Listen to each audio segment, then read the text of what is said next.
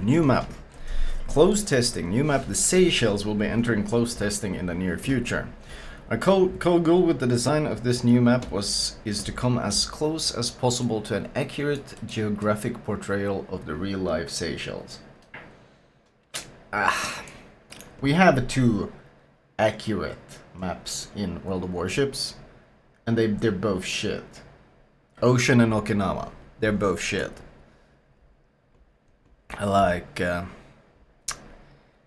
Yeah, that's real life maps generally don't translate very well to the arcade gameplay we have in World of Warships. That's just the way it is. Ocean is basically one of the worst maps, but it's very rare, so it's not that bad. But if if you got Ocean more, people would go back to hating it. The only reason people don't hate it that much is because it's very, very rare. But basically, in World of Warships, giving people no cover, combined with the oppressive nature of carrier spotting and just spotting mechanics in general, and overmatch, like, it just... if you don't have armor, you can't go anywhere. Especially cruisers suffer on that map. Like, oof. An accurate with this, we want to test if we can use actual real-world locations in the game instead of only taking inspiration from them. For a prototype, we chose the northeastern part of the archipelago, centering around the islands of Praslin and La Digue. Okay, I have no idea how to pronounce that. La Digue. As well as many adjacent islands. How do you pronounce adjacent? I know what it means, like islands that are next to each other. Is it adjacent? Adjacent? Adjacent. That sounds better, yeah. Adjacent. There must be a silent Y in there. Adjacent sounds much better. As well as many adjacent islands. The new in-game map is intended for high-tier battles.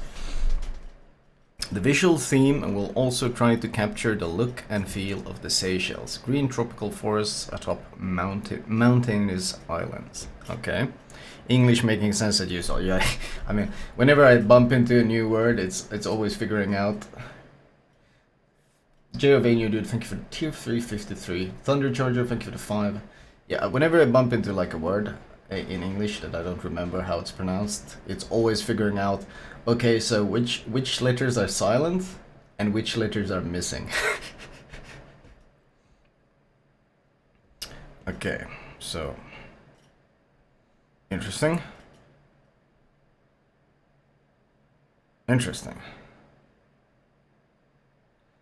Okay, well, taking A from north is gonna fucking suck. Cause like, the sheer amount of positions, oppressive positions you can take up over here, depending on the size of these islands, but like DM, Moskva here, and just the crossfire trying to push into it. Trying to take A from the north seems basically impossible. If these are big islands, like huge, tall islands, there doesn't seem to be a whole lot of areas for cruisers to play. Especially not on this side. Like a cruisers can't go here. Wadu, thank you for the 25. Like kiting cruisers can go here. Or like Stalin Moskva up here. But the rest of the time it's gonna be a bunch of kiting cruisers up here. And no one can really push in. Okay, there is some interesting maybe potential of... I don't know about pushing in. With radars, how do you push into this? There's so many like undetected shit here.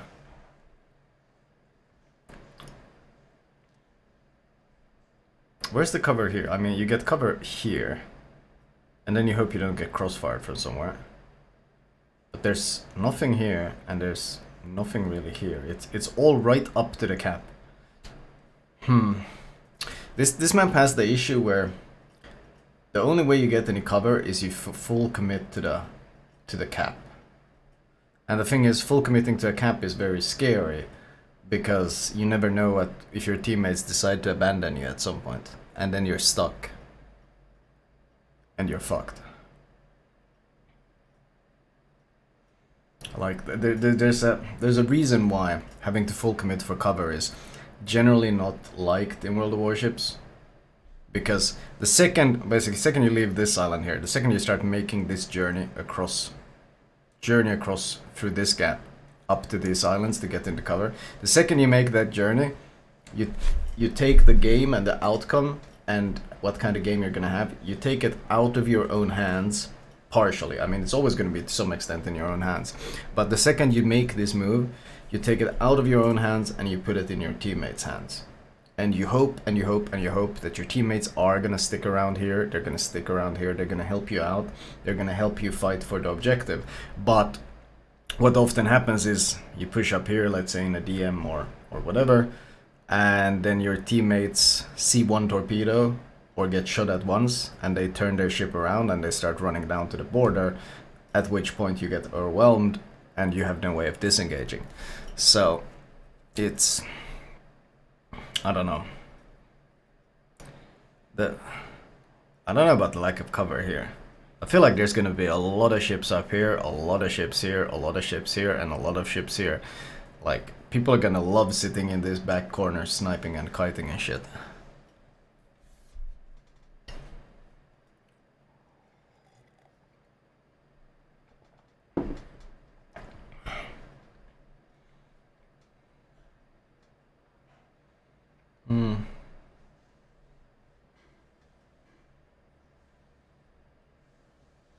Yeah, I don't know. I don't know. There are interesting, like, YOLO possibilities, maybe? Like, there are possibilities where if you manage to get past these islands here, you can get some really nasty crossfires in.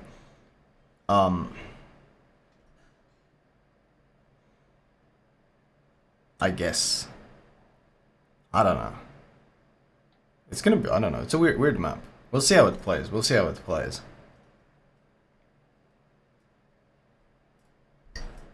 We'll see how it plays. It's hard to tell, but it looks kind of rough for a lot of ships, really. Where do you go in a DD early on? Can you radar from here the entire thing? Like, this cap seems really nasty for a destroyer to try to push through, because you're gonna have cruisers nose in here, cruisers nose in here. On this side, if you spawn from the south, I mean, depends on how much cover these offer. Maybe you can see the cruiser going in, but if you can't see him, there's a risk that you go in here and there's a cruiser here radaring you. On the other hand, from the other side you can probably close pretty easily. You got a lot of vision, to some extent. I don't know. We'll see. We'll see. Generally though, real life locations and World of Warships doesn't really work, because ships in World of Warships don't really have any of real life constraints or issues. Like, everything handles arcade, so real life locations tend to translate poorly.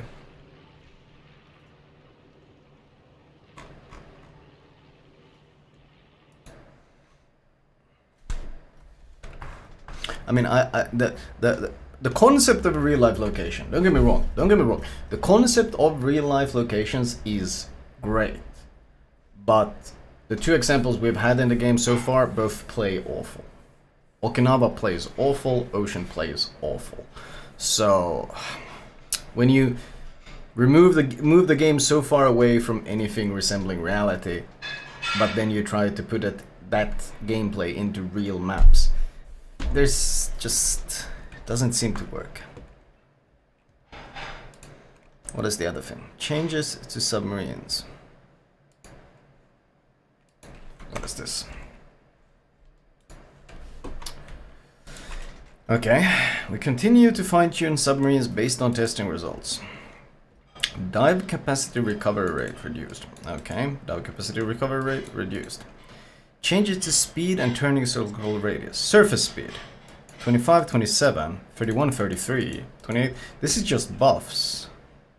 But underwater, nerfed. I mean, okay.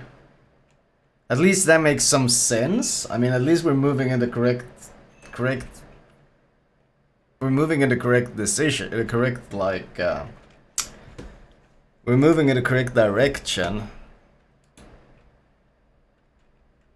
But this completely once again changes their... Wait, so the U2501 does the same surface on water as underwater. Interesting. Balao does 26 now. I mean, you can tell they have no idea how to balance this shit. They still have no idea. Like, they're still doing class-wide changes. You know, when a class is finished and you're fine-tuning individual ships, that's one thing. But they are literally doing, like, faction-wide changes, sweeping changes across the board. They have no idea how to balance this shit.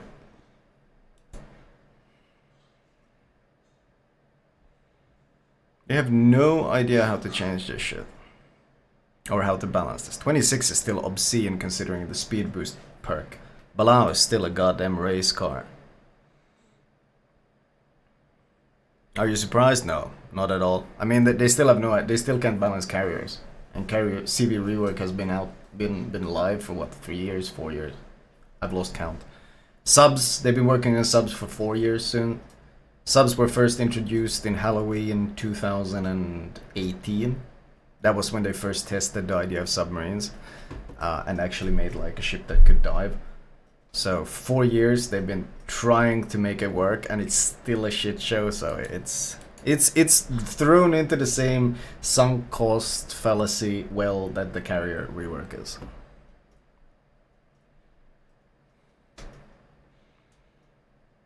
They get big buffs in turning circle though. Holy shit. This is some serious agility buffs though. Are you looking at this? This is like 10% across the board agility. That's pretty big. Changes to upgrades. The bonus to dive capacity reserve provided by the dive capacity upgrade has been reduced from 20 to 15. Okay. Soviet submarine. Okay, here we fucking go. Here we fucking go. Here we fucking go. Oh boy. Oh fuck my life.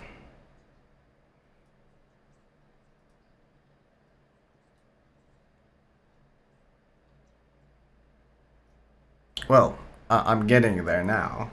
You're spoiling, but it doesn't surprise me that. I mean, wait, did we have? Chat, did we have like?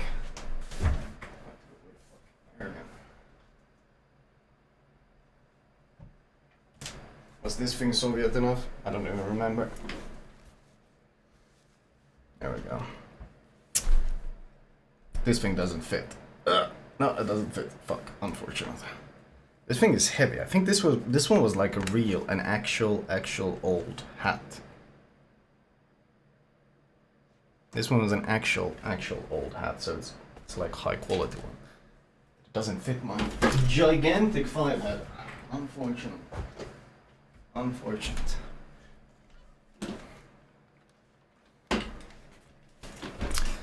Okay.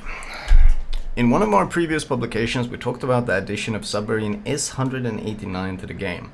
Today, we're ready to share its features and performance characteristics. S189, a Project 613 submarine, the most numerous class of submarines in the USSR Navy, was built taking into account the experience of the Second World War. Well, that's really good that we have these post-World War II subs fighting World War I surface ships. She had the ability to operate underwater for long periods of time. Oh, well, of course she did. The submarine is equipped with 4 bow and 2 stern torpedo tubes. S189's guided torpedoes have a short range of 5 km, so its alternative torpedoes are its main armament. This sub is distinguished by its good dive capacity reserve, good concealment, as well as hydrophone with an increased range of 10 kilometers. Wait, did it just give like a personal radar of 10 km to this fucking ship? What am I watching? Interesting.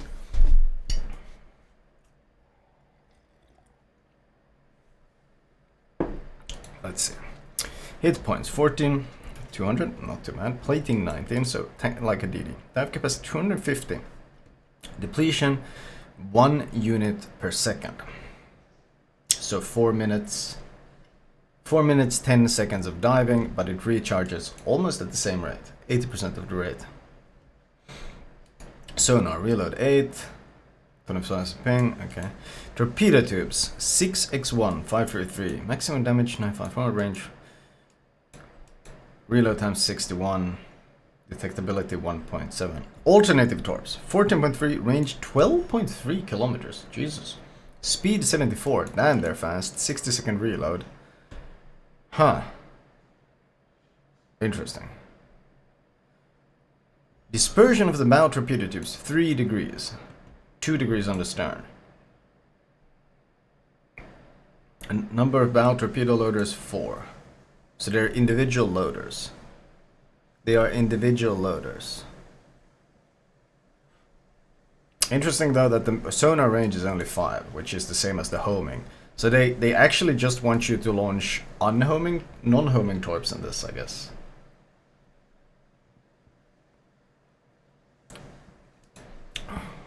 Those are slow. Dollar has slow 76 knots torps. It reloads all 6 at once. Yes.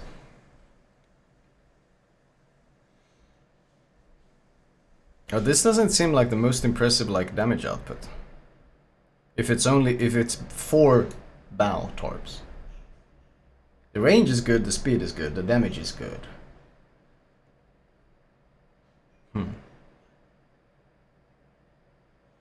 They introduce subs whilst they don't know how to balance them? Yeah. I feel like this is gonna be just a shotgunner, yeah. Exactly. I feel like this is just a shotgunning sub. Maximum surface speed 30, maximum underwater 29. 480 meter turning circle, that's very quick. 5.5 air surface detect. But surface detect is kind of relevant on subs because anyone good just sits at periscope if there's a danger of being spotted. Hydrophone.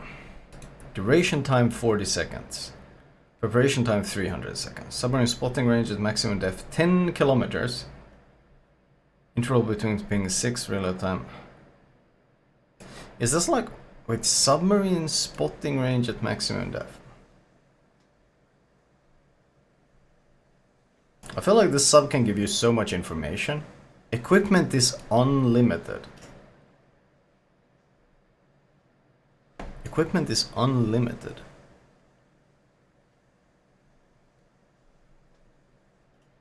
The reload time is actually 80 seconds. It's only the prep time. They have a separate preparation time. The first reload and then following reloads. So after that point you're gonna do 40 second this, 80 second cooldown, 40 second this. So every 1 minute 20, you basically get a 10 km personal radar. Jesus, that's a lot of information. That's a lot of information though. Can you buff the duration on this? Like, can you build around this?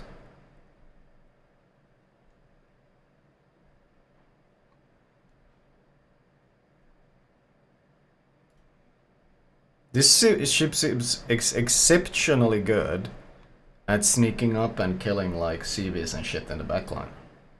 Because it can stay underwater for so long, and it's got such an effective hydrophone, so it's very easy to find gaps in like what the enemy is doing and just going through. Like, it's very easy for this thing to sneak through because it can plan 10 km ahead. I feel like these things are just going to be popping up behind your lines because it's so easy for them to, like, they basically have they have wall hack while they're undetectable.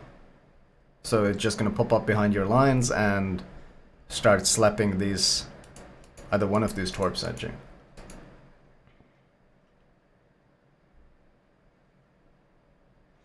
So a submarine can use a hydrophone to spot at 10 kilometers, but a DD with hydroacoustic sonar cannot find a submarine at 60 meters. Yes. That's exactly what I mean. Like, this is exactly why Wargaming trying to put historically accurate maps into the game is hilarious to me, because everything else about the game has moved so far away from anything resembling like real life. We are so far gone from it. And like, what else can you do with that?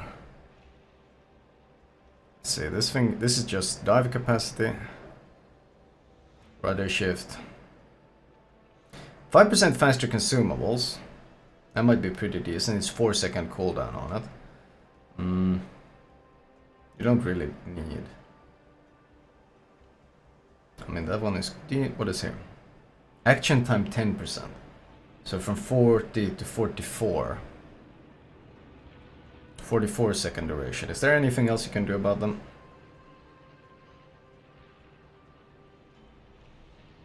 If you use the dive capacity recharge rate,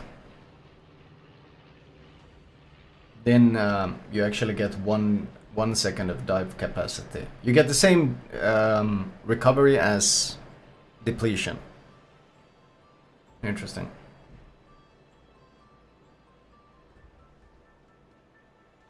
Yeah. So you can pretty easily like buff that sonar. The sonar just seems so cracked, really. Does it mean you can stay underwater? No, it only recharges on the surface. Remember that at the start, Wargaming actually had them recharge battery underwater. Yep. Don't ask me what the fuck they were thinking. No one knows what the fuck Wargaming is thinking. But it means if it dives 2 minutes, it only needs to surface for 2 minutes to make back that dive capacity. That was only when stationary or 1/4 speed though. Yeah, but it was still fucking stupid, because literally a sub could sit stationary at the bottom of the ocean with no way of being spotted and recharge its battery. It was dented. It was like, from gameplay perspective, it was absolutely dented.